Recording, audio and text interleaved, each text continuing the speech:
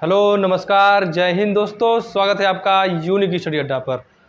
तो 12 सितंबर daily current affair में आप सभी का स्वागत है। तो 12 सितंबर में जितने भी करंट अफेयर बन सकते हैं उन सभी करंट अफेयर के बारे में हम लोग विस्तार से चर्चा करेंगे। करंट अफेयर तो जानेंगे ही, उसके साथ साथ जीके जीएस, स्टैटिक जीके जो भी पॉइंट बनता चलेगा उनके बारे में भी हम लोग जानते चलेंगे। तो चलिए दोस्तों, बिना किसी देरी के आज के क्लास को शुरू करते हैं, जिसमें हमारा पहला क्वेश्चन है। पहला क्वेश्चन है कि हाल ही में भारत और किस देश ने WTO में आखिरी विवाद को सुलझाया है। तो देखिए, ऑप्शन ए में है इटली, ऑप्शन बी है USA, ऑप्शन सी है रूस, ऑप्शन डी है जापान। ऑप्शन है भारत और किस देश ने WTO। पहले WTA क्या होता है, व्हाट इज WTA?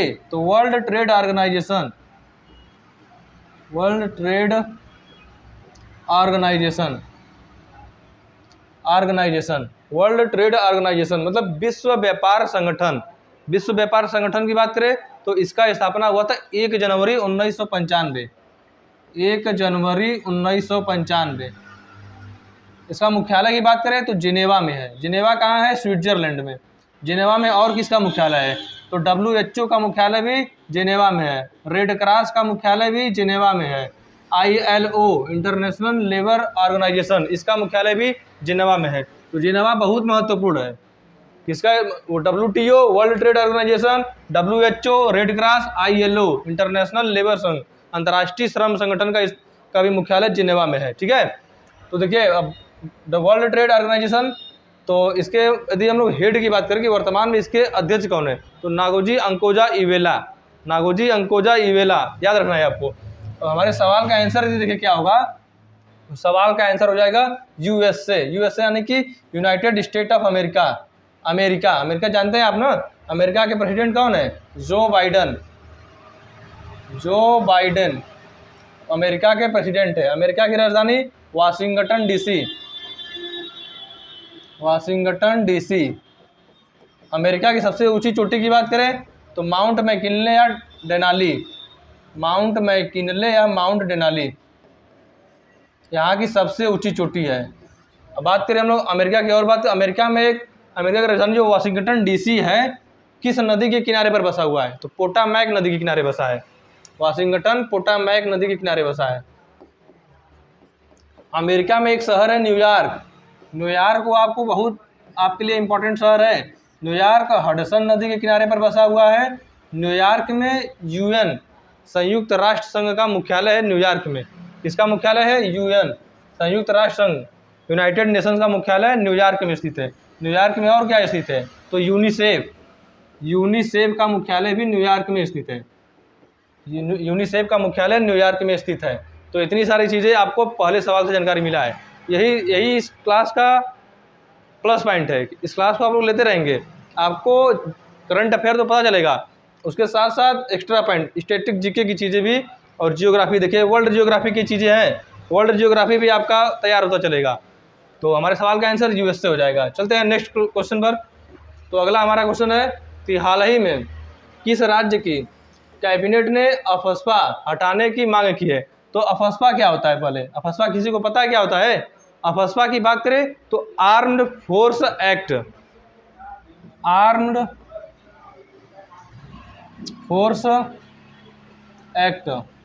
इसकी बात करें तो यह कब आया एक्ट? 1958 ईस्वी में। 1958 में यह एक्ट आया है। अब आर्म्ड फोर्स एक्ट क्या है? तो आर्म्ड फोर्स एक्ट यानी कि अफस्पा ऐसे क्षेत्रों में लागू किया जाता है जहां पर मतलब बहुत ज़्यादा उपद्रव हो जाता है, तो वहां पर सेना के द्वारा नियंत्रण किया जाता है। तो अफस्पा कानून जहां लागू किया जाता है, ऐसे जगह पर जहां पर बहुत ज़्यादा उपद्रव हो जाता है, तो उस जगह पर यह कानून लागू किया जाता है। तो इसमें क्या होता है कि जो सेना होती है, हमारी सेना वहाँ पर अपने हिसाब से काम करती है। क्या करती है? किसी को भी मतलब गिरफ्तार कर सकती है, किसी को कुछ भी कर सकती है, सेना वहाँ पर करती है। तो इसी कानून को कहते हैं अफस्पा। तो अफस्पा हटाने की मांग किस राज्य ने की है? अफस्पा की यदि हम लोग बात करें तो वह मिनिमम 3 महीने के लिए लगता है। कम से कम 3 महीना के लिए तो लगेगा ही लगेगा। तो 3 महीना के लिए कम से कम लगता है। देखिए, अफस्पा हटाने की मांग किस राज्य ने की है? ऑप्शन ए में है आंध्र प्रदेश, बी में है असम, सी में है त्रिपुरा, डी में है मणिपुर। देखिए, आंसर हमारे सवाल को हो जाएगा असम। असम हमारे सवाल का एकदम करेक्ट आंसर हो जाएगा।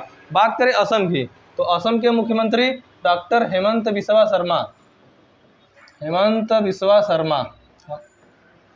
बिस्वा शर्मा यहाँ के सीएम हो जाएंगे, मुख्यमंत्री। और हम लोग बात करें असम के बारे में, तो असम में देखिए, असम में है माजुली द्वीप, जो विश्व की सबसे बड़ी नदी द्वारा निर्मित द्वीप है। माजुली द्वीप विश्व की सबसे बड़ी नदी द्वारा निर्मित द्वीप, आपको याद रखना है। असम की बात करें तो असम में अभी 4 नए जिले बने हैं, 4 नए जिले बना यहाँ पर असम के हैं, नए जिले हैं। असम की और बात करें तो असम में हमारा मानस राष्ट्रीय उद्यान, दूसरा हो जाएगा यहाँ पर डिब्रूगढ़ राष्ट्रीय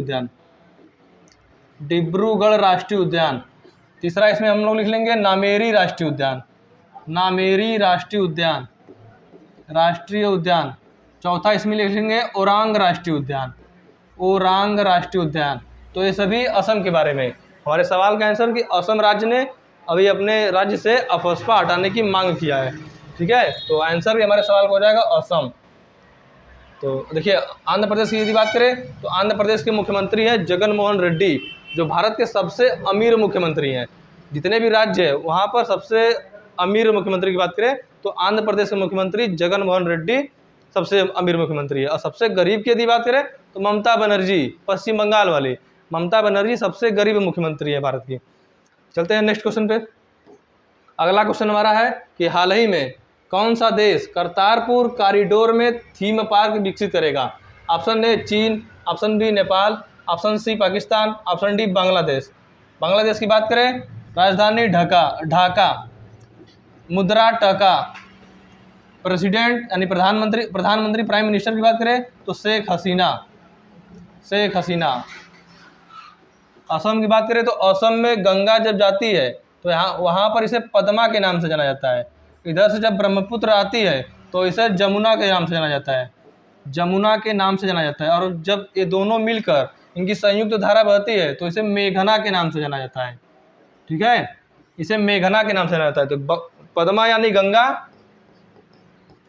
नदी को बांग्लादेश में पद्मा कहते हैं, जमुना नदी को ब्रह्मपुत्र नदी को बांग्लादेश में जमुना कहते हैं। अब ये दोनों जब मिल जाती हैं आपस में तो मेघना के नाम से प्रवाहित होती हैं। तो देखिए बांग्लादेश के बारे में हो गया। अब हमारे सवाल का आंसर देखें तो पाकिस्तान हो जाएगा। पाकिस्तान हमारे सवाल का आंसर है। अब इसके बारे में क्या बात करें, फिर भी कुछ एक दो पॉइंट जान लेते हैं पाकिस्तान के बारे में। यहाँ की राजधानी इस्लामाबाद। पाकिस्तान और भारत के बीच सिंधु जल समझौता हुआ है। कब हुआ है? 1960 में। 1960 ईस्वी में सिंधु जल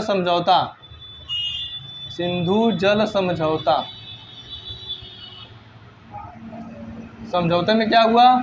समझौता किसने कराया? तो वर्ल्ड बैंक ने कराया। वर्ल्ड बैंक ने यह समझौता कराया था। बात करें भारत की तरफ से तो पीटी नेहरू यानी पंडित जवाहरलाल नेहरू थे। पाकिस्तान की तरफ से अयूब खान। बात करें इस समझौते में क्या हुआ?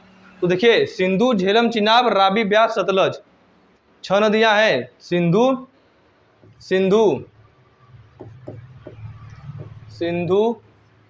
झेलम, चिनाब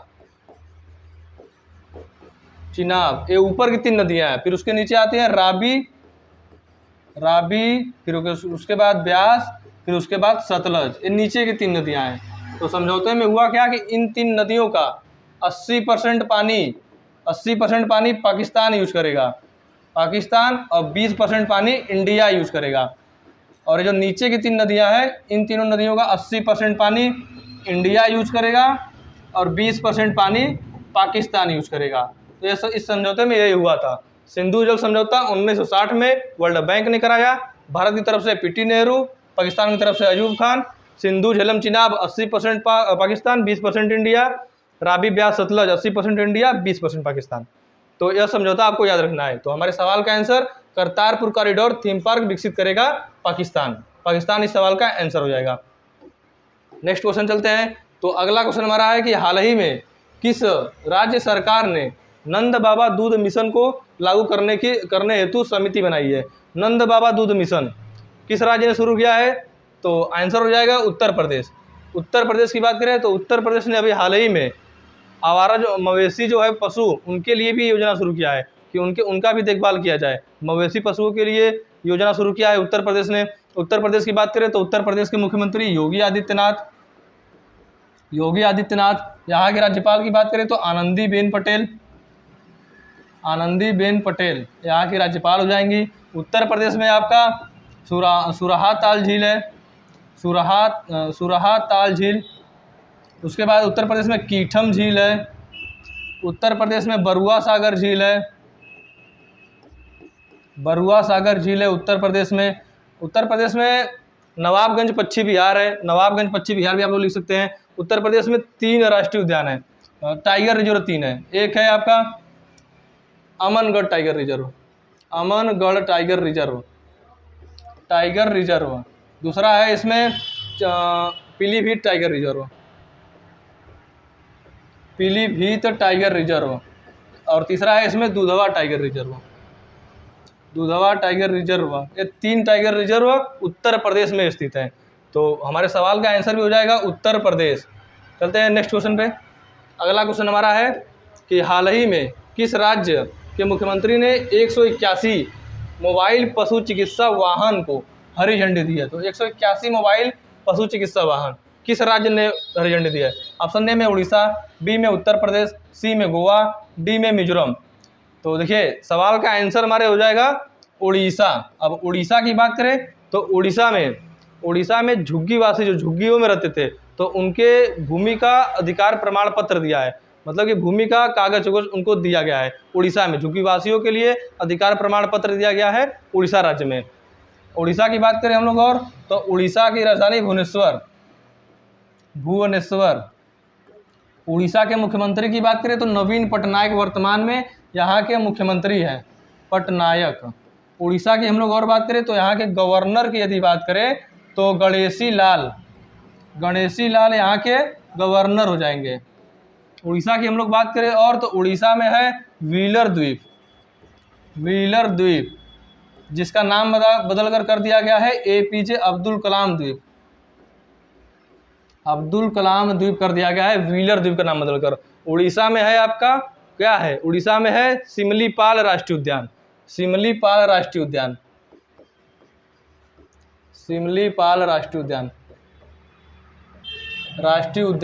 उसके बाद है भितरकनिका राष्ट्रीय उद्यान। तीसरा है यहाँ पर नंदनकानन राष्ट्रीय उद्यान। और उड़ीसा में क्या है? चिल्का राष्ट्रीय उद्यान। उड़ीसा में चिल्का झील भी है, उड़ीसा में, जो भारत का सबसे बड़ा खारे पानी का झील है। चिल्का झील उड़ीसा में है, भारत का सबसे बड़ा खारे पानी का झील उड़ीसा में। और बात करें तो कोणार्क का सूर्य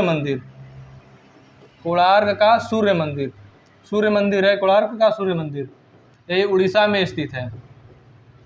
तो इस सवाल से हमें इतनी सारी जानकारी प्राप्त हुई। हमारे सवाल का आंसर भी हो जाएगा उड़ीसा। नेक्स्ट क्वेश्चन पर चलते हैं। अगला क्वेश्चन हमारा है कि हाल ही में किसने अजय टू योगी आदित्यनाथ नामक उपन्यास लिखा है? ऑप्शन ए में है सारिका भारद्वाज, बी में है अरविंद अडिगा, सी में है शशि थरूर, और डी में है शांतनु गुप्ता। तो बताइए अजय टू योगी आदित्यनाथ कौन है? उत्तर प्रदेश के मुख्यमंत्री है योगी आदित्यनाथ। अब अजय टू योगी आदित्यनाथ पुस्तक के रचयिता कौन है? तो इसका आंसर हो जाएगा शांतनु गुप्ता हमारे इस सवाल का आंसर हो जाएगा। तो देखिए योगी आदित्यनाथ उत्तर प्रदेश के मुख्यमंत्री हैं ही, तो इस सवाल का आंसर भी शांतनु गुप्ता हो जाएगा। नेक्स्ट क्वेश्चन चलते हैं। अगला क्वेश्चन हमारा है कि हाल ही में SBI लाइफ इंश्योरेंस ने कहाँ अपना पहला लाइफ वर्स स्टूडियो लॉन्च किया है? तो SBI की बात करें पहले हम लोग, SBI की स्थापना कैसे कब हुआ? तो देखिए उसका इतिहास पहले देख लेते हैं। तो सर्वप्रथम 1806 ईस्वी में बैंक ऑफ बॉम्बे का स्थापना हुआ, बॉम्बे। और फिर उसके बाद 1840 ईस्वी में बैंक ऑफ बंगाल का स्थापना हुआ। 1806 में बैंक ऑफ बंगाल, 1840 में बैंक ऑफ बॉम्बे, 1843 में उसके बाद स्थापना हुआ bank of Madras, bank of Madras का स्थापना हुआ। इन तीनों मद्रास का स्थापना हुआ। फिर इसके बाद क्या हुआ कि 1921 ईस्वी में, 1921 ईस्वी में इन तीनों बैंकों को आपस में मिलाकर इंपीरियल बैंक ऑफ इंडिया बनाया गया। Imperial bank of India, bank of India 1921 में बनाया गया। अब इसी इंपीरियल बैंक ऑफ इंडिया जो 1921 में बना था, 1955 ईस्वी में इसको SBI बना दिया गया, स्टेट बैंक ऑफ इंडिया, यानी कि भारतीय स्टेट बैंक। तो SBI की स्थापना इस तरह हुआ है पूरा। 1800 bank of Bengal, 40 bank of Bombay, 43 bank of Madras, मिलाकर इंपीरियल बैंक ऑफ इंडिया 1921। फिर 1955 में इसी को SBI में बना दिया गया, यानी स्टेट बैंक ऑफ इंडिया। तो हमारे सवाल का आंसर देखिए क्या है, तो मेटा हो जाएगा। मेटा हमारे सवाल का एकदम करेक्ट आंसर हो जाएगा।